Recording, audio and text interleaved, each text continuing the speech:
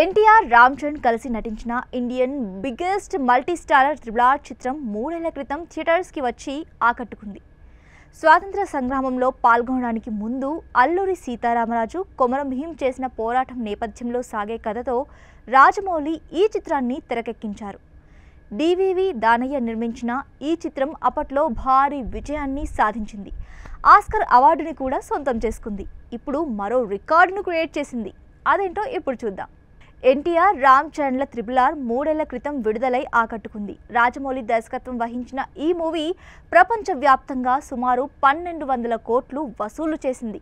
భారీ అంచనాల మధ్య విడుదలైన ఈ మూవీ భారీ వసూలని రాబట్టింది. అయితే మేకర్స్ ఆశించిన టార్గెట్ని మాత్రం రీచ్ కాలేదంటారు.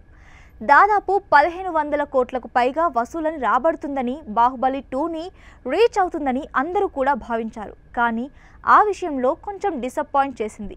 ముఖ్యంగా తెలుగు ఆడియన్స్ నుంచి కొంత పెదవి విరుపు కూడా కనిపించింది. అయినా బాగానే ఆడింది.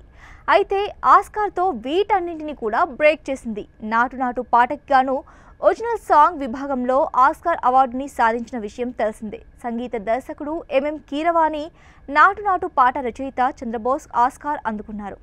డైరెక్ట్ ఇండియన్ మూవీకి టెక్నికల్ విభాగంలో ఆస్కార్ రావడం ఇదే తొలిసారి కావడం విశేషం. అలా త్రిబుల్ ఆర్ ఇండియన్ సినిమాలో సరికొత్త రికార్డులు క్రియేట్ చేసిందని చెప్పొచ్చు. తాజాగా మరో రికార్డుని కూడా సొంతం చేసుకుంది. ఈ మూవీ జపాన్లో సంచలనంగా మారింది. అక్కడ ఏడాదికి పైగా ఆడిన సినిమాగా త్రిబుల్ ఆర్ నిలవడం విశేషం. అంతేకాదు, కలెక్షన్ల విషయంలోనూ భారీ వసూలని రాబట్టింది. జపాన్లో ఏకంగా 150 కోట్లు వసూలు చేసిందట. దీంతో ఇది జపాన్లో అత్యధిక వసూలని రాబట్టిన ఇండియన్ మూవీగా నిలిచింది.